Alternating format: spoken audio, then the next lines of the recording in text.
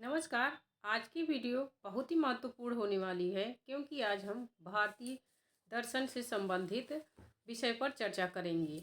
यह हमारा जो है वीडियो हिंदी की सभी लिखित परीक्षा के लिए महत्वपूर्ण है। तो भक्ति काल के अंतर्गत अगर जो भारतीय दर्शन के आधार पर प्रश्न पूछेगा तो आप किस तरीके से प्रश्न का उत्तर लिखेंगे यह हम देखते हैं। अगर जो आप इस तरह के प्रश्न जैसे हमारे वीडियो में है इस हिसाब से लिखते हैं तो 100% आपके परीक्षा में बहुत अच्छे नंबर आएंगे और आप परीक्षा पास कर जाएंगे। नंबर कटेंगे ही नहीं अगर जो आप इस तरीके से लिखेंगे। तो शुरू करते हैं। पहला हमारा दर्शन है अद्वैतवाद। एक एक करके हम सारे दर्शन के बारे में जानेंगे। तो पहले अद्वैतवाद के प्रश्न को देखते हैं। चलिए शुरू करते हैं। भक्ति आंदोलन के प्रथम प्रचारक और संत शंकराचार्य थे। अद्वैतवाद इन्हीं का दर्शन है। तो भक्ति आंदोलन के प्रथम प्रचारक और संत शंकराचार्य थे। कालड़ी केरल में 8वीं शताब्दी में जन्मे संत शंकराचार्य द्वारा भारत में व्यापक स्तर पर भक्ति मत को ज्ञानवादी रूप में प्रसारित किया गया।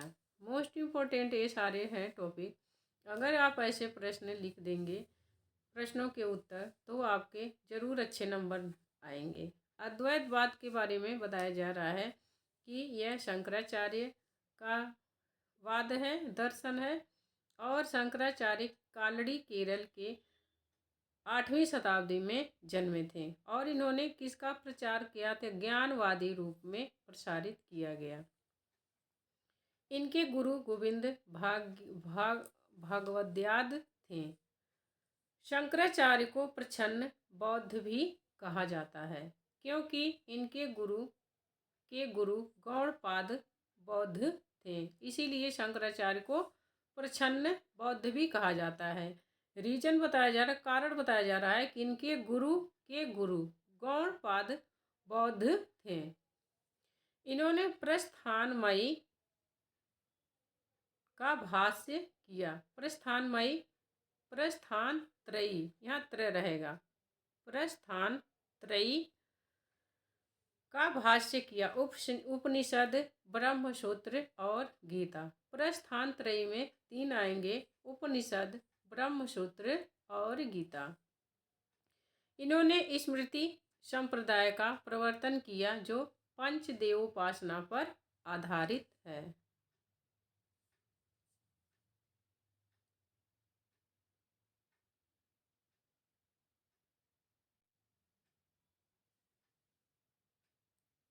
आगे है शंकराचार्य के दर्शन का आधार वेदांत अथवा उपनिषद था। उनका सिद्धांत अद्वैतवाद कहलाया। आगे पॉइंट है शंकराचार्य ने भारत में धर्म की एकता के लिए भारत के 4 भागों में 4 मठ स्थापित किए। अद्वैत के अंतर्गत पारमार्थिक या वास्तविक स्तर पर सिर्फ एक ही सत्ता है। अब इसमें बताया जा रहा है जो अद्वैतवाद है दर्शन, उसके आधार पर वह ईश्वर को क्या मानता है क्या नहीं, उसके दर्शन के बारे में हम देखते हैं कि इसमें पारमार्थिक या वास्तविक स्तर पर सिर्फ एक ही सत्ता अर्थात ब्रह्म को स्वीकार किया गया है। आत्मा और ब्रह्म एक ही है। शंकराचार्य का मानना है कि आत्मा और ब्रह्म दोनों एक ही है, दोनों में अंतर नहीं है। जगत में आत्माओं का वैविध्य प्रतीत अवश्य होता है किंतु यह वैविध्य वास्तविक नहीं है। विभिन्न आत्माएं ब्रह्म के प्रतिबिंब या आभास मात्र हैं।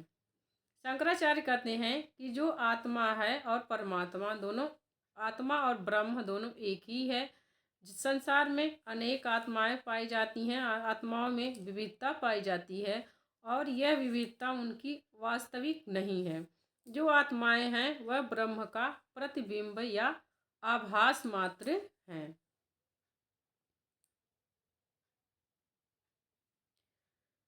इन्होंने जगत को मिथ्या कहा है। ब्रह्म और जीव में अद्वैत कहा है, माने अद्वैत मतलब अंतर नहीं है। ज्ञान से ही सत्य की उपलब्धि हो सकती है। सत्य के 3 स्तर हैं: पारमार्थिक, व्यवहारिक तथा प्रातिभाषिक। सत्य के कितने स्तर होते हैं? 3 स्तर होते हैं: पारमार्थिक, व्यवहारिक तथा प्रातिभाषिक। पारमार्थिक स्तर पर केवल एक ही सत्ता है, वह ब्रह्म है। सत्य सिर्फ एक है, ब्रह्म। ये लोग कहते हैं अद्वैतवाद के अनुसार जो सत्य केवल एक ही है और वह ब्रह्म है। व्यवहारिक स्तर पर 3 सत्ताएं हैं: ईश्वर, जीव तथा जगत। ईश्वर ब्रह्म का ही सगुण रूप है। जीव ब्रह्म का प्रतिबिंब है, जो शरीर से युक्त होने के कारण अपने मूल रूप स्वरूप को भूल गया है। जगत ब्रह्म का आभास मात्र है। इसकी रचना ईश्वर माया के माध्यम से करता है। ऐसे आप प्रश्न को इसमें से देखिए और आप एक अपना इस आइडिया लेकर के एक अच्छा उत्तर तैयार करिए। ये भी बहुत अच्छा उत्तर है। अगर जो ऐसे आप प्रश्न लिख देंगे पेपर में तो 100% आपको बहुत अच्छे नंबर मिलेंगे। फिर भी मैं यही सजेशन दूंगी कि आप पढ़िए और अपना उत्तर तैयार करिए। हर जगह से कंटेंट लेकर आप अपना उत्तर तैयार करिए, ताकि जब आप अपना उत्तर लिखेंगे परीक्षा में तो परीक्षक को आप अच्छे से समझा सकेंगे। रटी हुई चीज़ें भूल जाती हैं, समझी हुई चीज़ें हमेशा याद रहती हैं। और एक बात और ध्यान करके तैयारी करिए कि यही आपके पास अंतिम मौका है, अभी नहीं तो कभी नहीं। इस भावना से तैयारी करिए, क्योंकि पहला पड़ाव पार कर लिया है, बस आपके लिए अंतिम पड़ाव है। तो इसे पार करने के उद्देश्य से जी जान लगा दीजिए। आगे है, बंधन का कारण अज्ञान है, अतः मोक्ष की प्राप्ति ज्ञान मार्ग से हो सकती है। जैसे ही आत्मा को अहम ब्रह्मास्मि का ज्ञान प्राप्त होता है, वैसे ही उसे मोक्ष मिल जाता है और वह ब्रह्म हो जाती है। शंकराचार्य कहते हैं कि जैसे ही आत्मा को यह ज्ञान प्राप्त होता है कि अहम ब्रह्मास्मि, वह ब्रह्म का हिस्सा है, वैसे ही वह ब्रह्म में लीन हो जाती है और उसे मोक्ष की प्राप्ति होती है। मोक्ष में किसी प्रकार का द्वैत या भेद नहीं बचता है। जब मोक्ष हो जाता है आत्मा को, तब आत्मा परमात्मा में लीन हो जाती है, तो दोनों में कोई भी अंतर नहीं रहता है। यह शंकराचार्य का अद्वैतवाद दर्शन कहता है। शंकर के इस दर्शन का भक्ति पर नकारात्मक प्रभाव पड़ा। भक्ति के लिए भक्त और आराध्य में भेद स्वीकार करना आवश्यक है। शंकराचार्य के विरुद्ध ही और सगुण भक्तों का जो दर्शन है और दर्शन का उदय हुआ, तो उनके इस दर्शन का, अद्वैतवाद का, भक्ति पर नकारात्मक प्रभाव पड़ा। और सगुण भक्त के जो आचार्य हैं, उन्होंने यह तर्क दिया कि भक्ति के लिए भक्त और आराध्य में भेद स्वीकार करना जरूरी है, जबकि शंकर के अनुसार परमार्थतः दोनों एक ही हैं। शंकराचार्य दोनों को एक ही मानते हैं, लेकिन तो और विचारक विद्वान दोनों को अलग मानते हैं। वे व्यवहारिक स्तर पर भी भक्ति को स्वीकार करते हैं और ज्ञान मार्ग के सहायक तत्व के रूप में भी भक्ति को महत्व देते हैं, किंतु भक्ति से न तो परम सत्ता का ज्ञान हो सकता है और न ही उसकी उपलब्धि।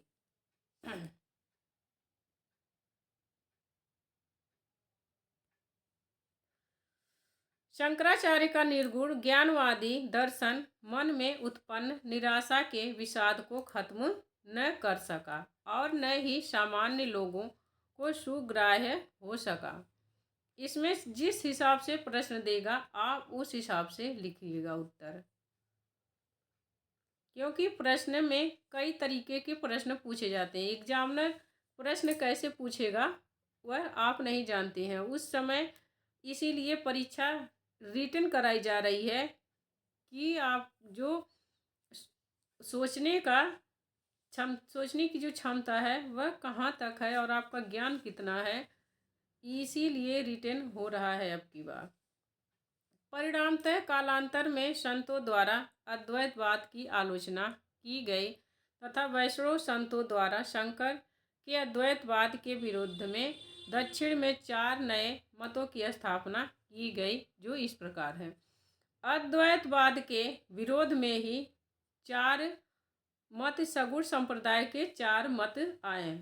पहला है विशिष्टाद्वैतवाद, यह इसके प्रवर्तक रामानुजाचार्य हैं। दूसरा है द्वैतवाद, इसके प्रवर्तक मध्वाचार्य हैं। और तीसरा है द्वैतवाद, इसके प्रवर्तक निम्बार्काचार्य हैं।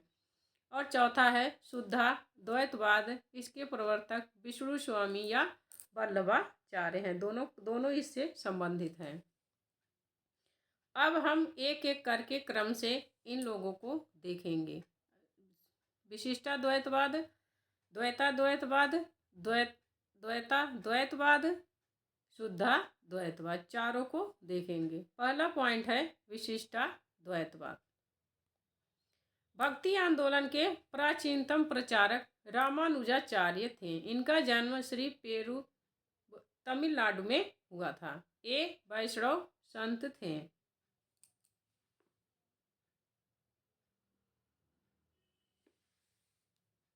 पेरुम्बबुदुर। रामानुजाचार्य ने कांची या कांचीपुरम की यादव प्रकाश की देखरेख में शिक्षा ग्रहण की। इनके गुरु यादव प्रकाश थे रामानुजाचार्य के। कांचीपुर इनके शूद्र गुरु थे, ये भी ध्यान रखना। जो कांचीपुर थे इनके शूद्र गुरु थे, वे शूद्र थे कांचीपुर। माना जाता है कि रामानुजाचार्य होयसल यादव राजकुमार विष्णुवर्धन के भाई को वैष्णव बनाने में सफल हुए थे। यह जैसे प्रसिद्ध है कि रामानुजाचार्य होयसल यादव राजकुमार विष्णुवर्धन के भाई को वैष्णव बनाने में सफल हुए थे। इनके शिष्य कुरेश स्वामी ने पंचस्तवी में राम की विशेष भक्ति की है।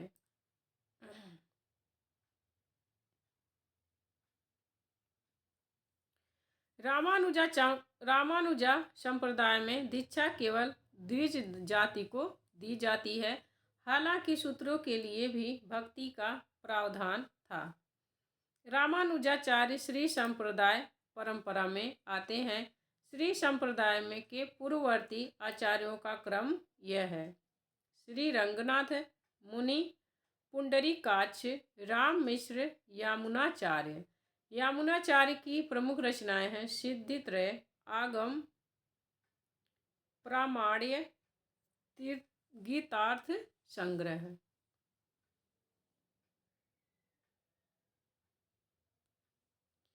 रामानुजाचार्य ने ब्रह्मसूत्र पर भी श्री भाष्य नाम से टीका लिखी।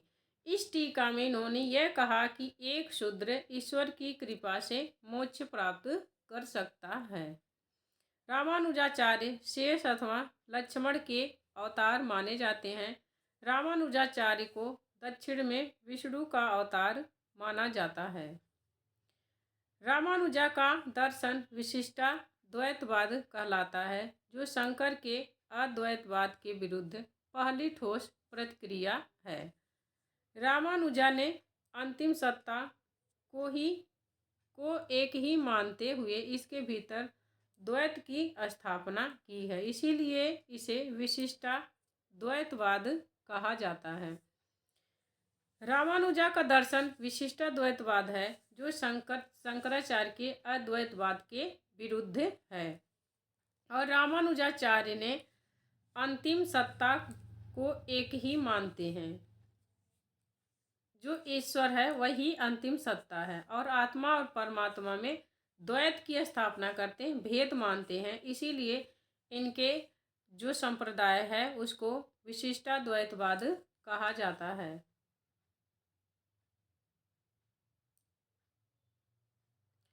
दर्शनों के भेदों के संबंध में शंकर व रामानुज के मत। जो दर्शन है इनके विशिष्टाद्वैतवाद और अद्वैतवाद के दर्शनों में जो भेद है, शंकराचार्य के और रामानुजाचार्य के जो मत है वह कौन कौन सा भेद है यह देखते हैं। दर्शन में 3 प्रकार के भेदों को स्वीकार किया जाता है: सजातीय भेद, विजातीय भेद तथा स्वगत भेद। सजातीय भेद का अर्थ है एक ही वर्ग की 2 वस्तुओं के बीच भेद, जैसे एक मनुष्य व दूसरा मनुष्य। विजातीय भेद का अर्थ है 2 भिन्न वर्गों से संबंधित वस्तुओं का भेद, जैसे मनुष्य और पुस्तक का भेद।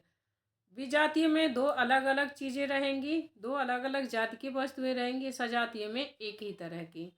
स्वगत भेद का अर्थ है किसी वस्तु तथा उसके किसी अंश का भेद, जैसे पेड़ और उसकी टहनी का भेद, यह स्वगत भेद में आता है। शंकर ने तीनों भेदों का ही खंडन किया था। शंकर मतलब शंकराचार्य, क्योंकि न कोई सत्ता ब्रह्म के समान है, न ही भिन्न, और न ही उसके भीतर कोई अंशी भेद है। शंकराचार्य ने इन तीनों भेदों का खंडन किया था। रामानुजा ने सजातीय और विजातीय भेदों का तो खंडन किया था, किंतु स्वगत भेद को स्वीकार्य थे। दर्शन के अनुसार रामानुजाचार्य और शंकराचार्य के मत क्या हैं? तो शंकराचार्य ने तीनों भेदों का खंडन किया, जो ऊपर तीनों भेद दिए गए हैं, लेकिन रामानुजाचार्य ने सजातीय और विजातीय दोनों भेदों का खंडन किया, लेकिन स्वगत जो भेद है उसका खंडन इन्होंने नहीं किया।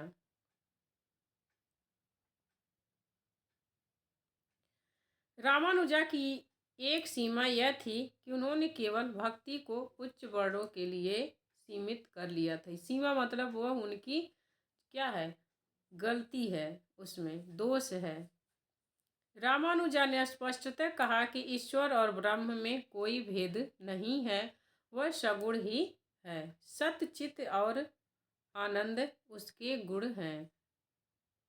रामानुजा ने क्या कहा? ईश्वर और ब्रह्म में कोई भेद नहीं है, लेकिन शंकराचार्य ने ईश्वर और ब्रह्म में भेद स्वीकार किया है और वह सगुण ही है। यह सगुण मानते हैं रामानुजाचार्य। रामानुजा के अनुसार आत्मा और जगत ईश्वर के अंश हैं, उसकी वास्तविक सत्ता है, ब्रह्म के विवर्त या आभास नहीं। यह कहते हैं आत्मा और जगत ईश्वर के अंश हैं और उनकी जो सत्ता है वह वास्तविक सत्ता है।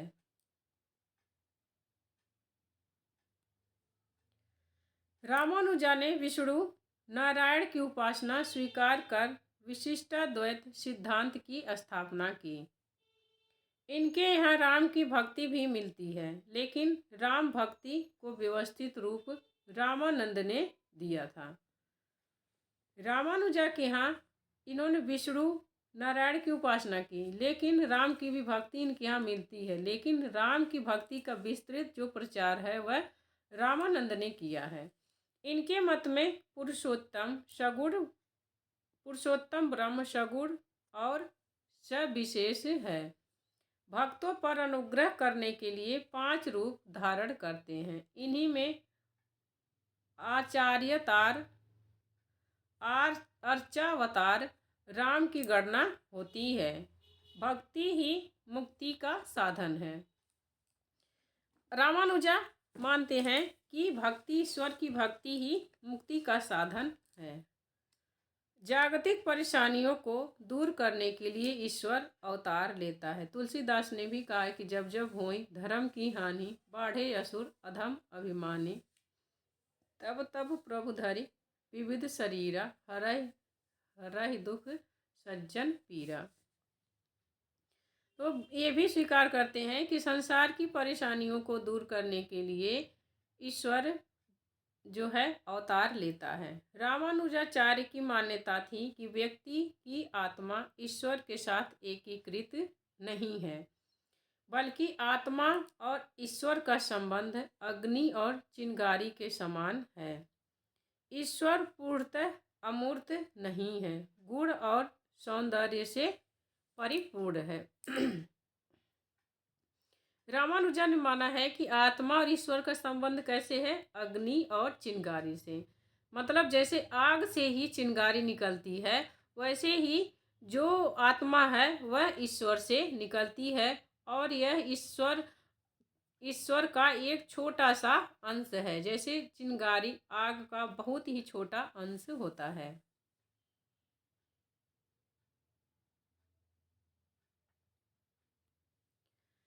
जीवन और ब्रह्म तत्वतः अभिन्न होने के बावजूद ब्रह्म विशिष्ट है। प्रलय में जगत और जीव ब्रह्म में स्थान ग्रहण करते हैं। जब प्रलय होता है तो जगत और जीव ब्रह्म में ही स्थान ग्रहण करते हैं। तत्वमसि सूत्र का अर्थ भी उन्होंने सगुणोपासना के दास्य के आधार पर तत् उनका त्वम तू असि सेवक ऐसा किया है। उन्होंने जीव और ब्रह्म का शेष शेषी अंतर संबंध स्थापित किया है। जीव शेष दास और ब्रह्म शेषी स्वामी। रामानुजा मानते हैं कि जो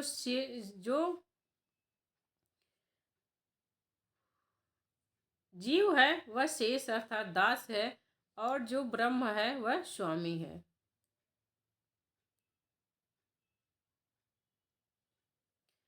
रामानुजा ने सगुण ईश्वर का उपदेश दिया। उन्होंने लोगों को त्याग और तपस्या द्वारा निस्वार्थ भक्ति करने को कहा। इन्होंने सर्वप्रथम अवतारवाद तथा धर्म की सामाजिक भूमिका की प्रस्तावना की। यह रहा विशिष्टाद्वैतवाद। अब हम द्वैतवाद के बारे में जानेंगे।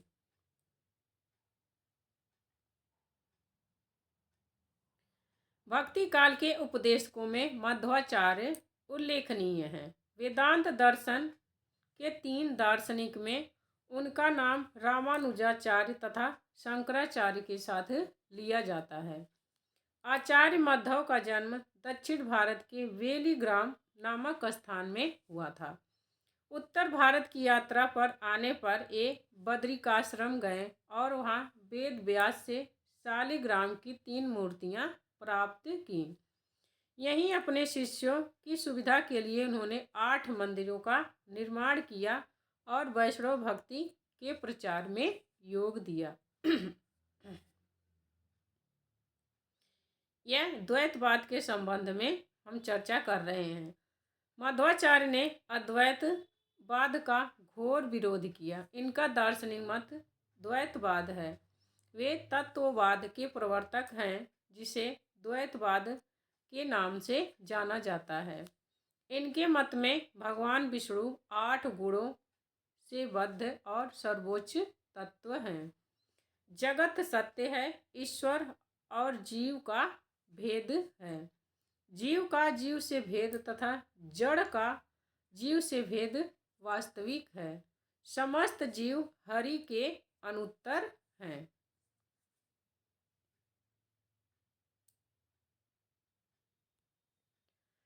जीव स्वभावतः अल्प शक्ति और अल्प ज्ञान संपन्न है। यह मध्वाचार्य मानते हैं कि जीव स्वभावतः अल्प शक्ति और अल्प ज्ञान संपन्न है। अल्पज्ञ जीव सर्वज्ञ विष्णु के अधीन रहकर ही कार्य करता है। जीवों में तारतम्य रहता है। सांसारिक दशा में ही नहीं, मोक्ष दशा में भी यह तारतम्य विद्यमान रहता है। अपने वास्तविक सुख की अनुभूति ही मुक्ति है। मुक्ति का सर्वश्रेष्ठ साधन अमला भक्ति है। यह मध्वाचार्य ने कहा है कि मुक्ति का सर्वश्रेष्ठ साधन अमला भक्ति है। ईश्वर उत्पत्ति, स्थिति और संहार का कारण है। ईश्वर उत्पत्ति, स्थिति और संहार का कारण है। विष्णु ही ब्रह्म है। पत्नी लक्ष्मी विष्णु की शक्ति है। जगत सृष्टि शक्ति द्वारा होती है तथा अवतार लेने पर उनकी अर्धांगिनी या प्रेयसी होती हैं।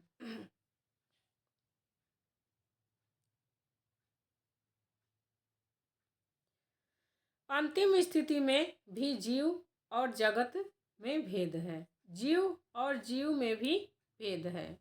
प्रत्येक जीव का ब्रह्म के साथ एक ही तरह का संबंध नहीं होता। ज्ञान, भक्ति और साधना के आधार पर जीवों की अलग अलग कोटियां तथा अलग अलग संबंध हैं। वेद का समस्त तात्पर्य विष्णु ही है। मध्वाचार्य का संप्रदाय ब्रह्म संप्रदाय के नाम से ही विख्यात है।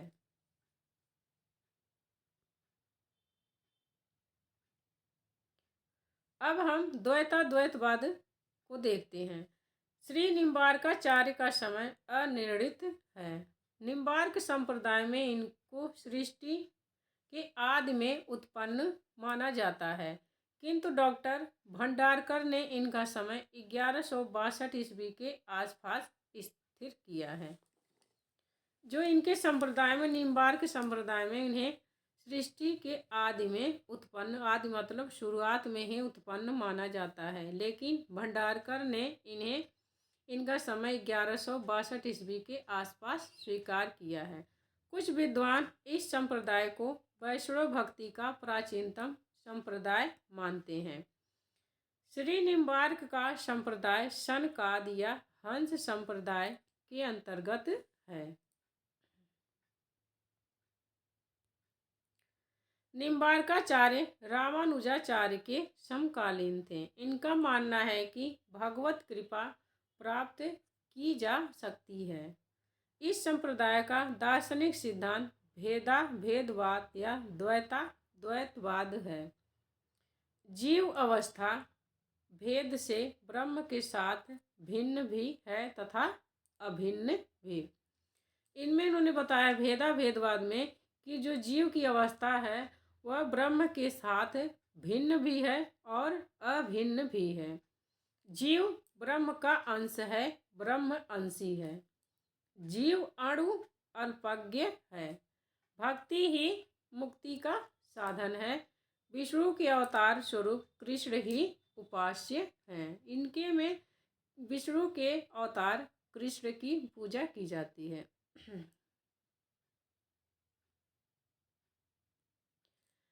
ब्रह्म और जीव सांसारिक दृष्टि से भिन्न हैं, पर तत्वतः एक हैं। अपनी अंतिम परिणति में ये एक हो जाते हैं, जैसे कृष्ण और गोपियाँ प्रलय के समय एक हो जाते हैं। राधा और कृष्ण की युगल उपासना पर बल दिया जाता है द्वैतवाद में। विष्णु कृष्ण के रूप तथा शक्ति राधा के रूप आराध्य बने हैं। कृष्ण विष्णु के अवतार हैं। इसमें माना जाता है कि जो कृष्ण हैं वह विष्णु के अवतार हैं और जो राधा हैं वह शक्ति की अवतार हैं।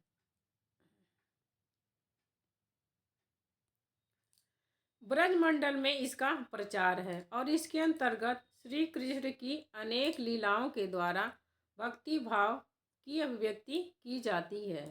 निम्बार्क संप्रदाय के अनेक कवियों ने ब्रज भाषा में सुंदर पद रचना की है। अब हम शुद्धाद्वैतवाद को देखते हैं। वल्लभाचार्य का संप्रदाय आज स्वतंत्र संप्रदाय के रूप में विख्यात है, किंतु मूलतः इसका संबंध विष्णु स्वामी संप्रदाय से ही स्थिर किया जाता है। इस समय शुद्धाद्वैतवाद को वल्लभाचार्य के नाम से जाना जाता है, लेकिन उसके जो शुरुआत हैं वह विष्णु स्वामी उसके प्रवर्तक थे। वल्लभाचार्य चैतन्य महाप्रभु के बाद कृष्ण भक्ति के दूसरे प्रसिद्ध संत थे। ये तेलंगाना के ब्राह्मण परिवार से थे।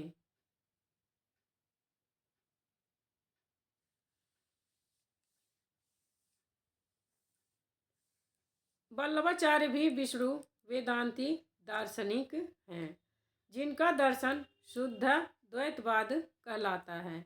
यह भी तात्विक रूप से अद्वैतवाद ही है। शुद्ध शब्द का प्रयोग इसके विशेषण रूप में किया जाता है।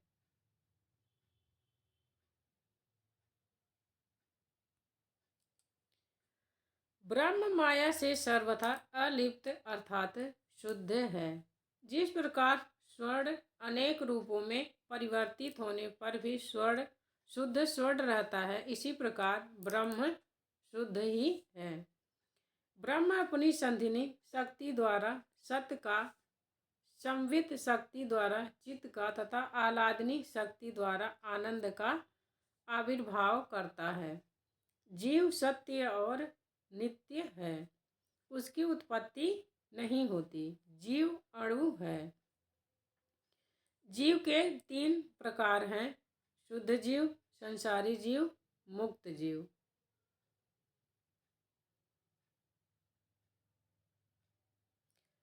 जड़ जगत न तो उत्पन्न होता है और न नष्ट, वरन उसका आविर्भाव और तिरोभाव मात्र होता है।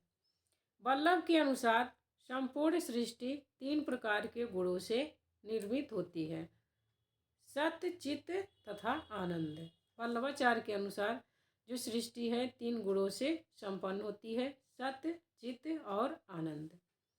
ईश्वर तीनों गुणों की समग्रता है, माने ईश्वर में तीनों गुण रहते हैं, अर्थात सच्चिदानंद है। अर्थात जो ईश्वर है वह सच्चिदानंद है। जीव में सत्य और चित्त गुण पाए जाते हैं, किंतु आनंद का अभाव होता है, जबकि अचित सिर्फ सत्गुण उपस्थित होता है। जिस प्रकार जिन गुणों से जीव और जगत निर्मित हैं, उन गुणों की उपस्थिति ईश्वर में भी है। जिस गुणों से जगत और जीव निर्मित हैं, उन गुणों की उपस्थिति ईश्वर में भी है। अतः जिस प्रकार ईश्वर शुद्ध है, उसी प्रकार जीव और जगत भी शुद्ध है। इसीलिए इसका नाम क्या रखा? शुद्धाद्वैतवाद। शुद्धाद्वैतवाद के अनुसार भगवान को जब रमण करने की इच्छा होती है, तब वह अपने आनंद आदि गुणों के अंशों को तिरोहित कर स्वयं जीव रूप ग्रहण करते हैं। इस व्यापार में केवल भगवान की इच्छा ही कारण है, माया का इससे किसी प्रकार का संबंध नहीं है। शुद्धाद्वैतवाद में बताया जाता है कि जब ईश्वर को रमण करने की इच्छा होती है, तो अपने आनंद आदि गुणों के अंशों को तिरोहित कर देता, खत्म करके स्वयं जीव रूप ग्रहण करते हैं। जैसे कृष्ण और राम का अवतार हुआ तो वो जन्म लिए थे, वैसे ही वल्लभ ने भी विष्णु की भक्ति को ही मुक्ति का साधन माना है। वे कृष्ण की भक्ति में विश्वास करते हैं, न कि राम की भक्ति में।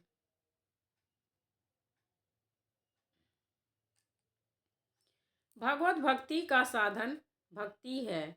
भगवत प्राप्ति का साधन भक्ति है। भगवान के पोषण अनुग्रह को ही भक्ति के संबल मानना चाहिए। इसलिए इनके मत को पुष्टि मार्ग कहा जाता है। भक्ति का विवेचन करते हुए वल्लभाचार्य ने मर्यादा भक्ति और पुष्टि भक्ति का विधान किया है।